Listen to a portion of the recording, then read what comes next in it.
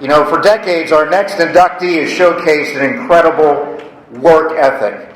Seems to be the theme tonight, and passion for covering local sports. You know, his storytelling goes beyond those lights on a scoreboard. His place, certainly earned in Erie's rich sports history, has just been secured for a lifetime. And he's leaving so many great memories, lifetime memories, for so many athletes and coaches that they're going to remember for years and decades to come.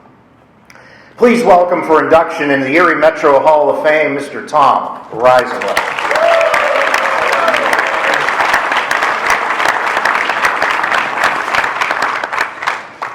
Well, it's definitely a surreal feeling. I never imagined I'd be a sports writer. I wanted to work in sports, but to be in Hall of Fame, 6 years ago, John Meisering, a great guy, approached me about joining the Hall of Fame committee. And I always loved the idea of that because I love telling stories and getting athletes and coaches their 15 minutes of fame and just helping out the Hall of Fame. It's a great group that works year round, so they definitely deserve a lot of praise. But first I want to thank or congratulate fellow classmates. I remember covering McDowell softball when Kelly would put down a bunt, not a third baseman in District 10 would start her out.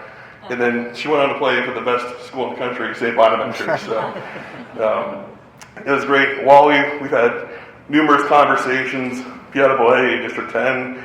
And I don't know, I know people think it's the evil corporation, PWA, but they do a lot of great things. I've gone to District 10 meetings for about 20 years now, and they do so much work. And they're definitely not the evil people think. So, and Wally, his impact's still, to this day, left on the PWA.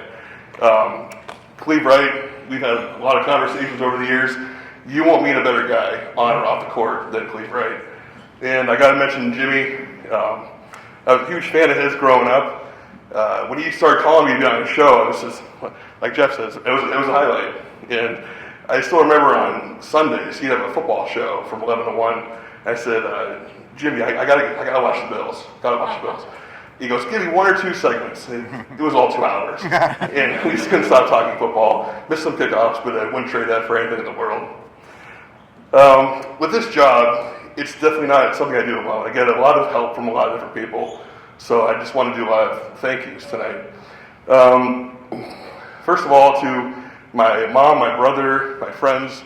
A lot of them came in from out of town. I know it's not easy in the middle of the week, but it's been a great support system throughout the years. I've missed birthdays, holidays, events to go do my job, and they've always just understood. And it's been a great support system for me. So really appreciate them being here tonight. Have to shout out my coworkers. I know a lot of people hate the paper, don't want to pay to read the articles. I hear it all the time, but it's fine. We're still kind of a tight-knit group that we're working hard, and a lot of stuff that we can't control. Especially I want to shout out, Stosh already mentioned Joe Mattis. Joe, I owe everything to Joe. When I was in high school, I did the book for our basketball and baseball teams, did the stats for the football.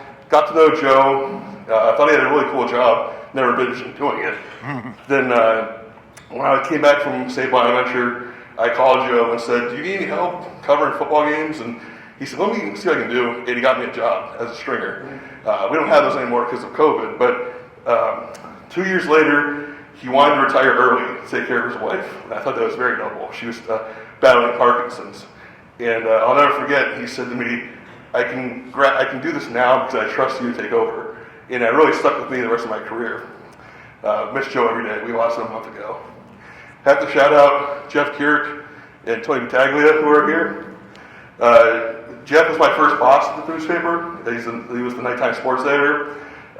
Made me a much better reporter, writer, person. He played a lot of roles over these last couple of decades, from boss to mentor to friend. And we did a lot of great things. There's times, our owner, Gannett, they come up with things, well, maybe we should try this, maybe we should try that. And Jeff and I thought of that 20 years ago, so that's fine. And, when Jeff moved on, Tony kind of took over that role. He was always there to hear when I had to complain about something about what we were doing in the paper I didn't agree with, and he was always there to be a sounding board and still is to this day. I want to thank all the coaches and athletes I've dealt with over the years. It took a while to become an interviewer. There was times where I had no idea what I was doing, no idea what I was talking about. There were times where I froze. I just had no idea what I was talking about to these people, and they sat there and waited for me to kind of regroup. So I really appreciate the patience they've shown me over the years. I want to thank the athletic directors and sports information directors. This is a job that these people work all day. They teach or work on other stuff. Then they cover games that night. It's not uncommon to work 12, 14-hour days. So I really appreciate all the work they put in. I want to thank the athletic trainers. Our lives are literally in their hands every time we're at a sporting event. They're the first line of defense if something goes wrong on the court or the stands. And they really work hard. And last, I want to shout out the officials. We got to do better with how we treat officials. I mean, I think a lot of people think they can spend $5 to a game and say whatever they want, which is ridiculous. But there's almost times where I think fans kind of black out. They don't realize what they're saying and yelling at these officials. I've always thought about maybe recording them and playing it back to them after the game was over and say, "Are you kind of proud of what you just said to that guy?" So officials, they're not perfect, but they're great people, just trying to do a great job. And so I'll wrap this up with a quote from the best player in the NFL, MVP Josh Allen. Be good, do good, God bless, and go Bills.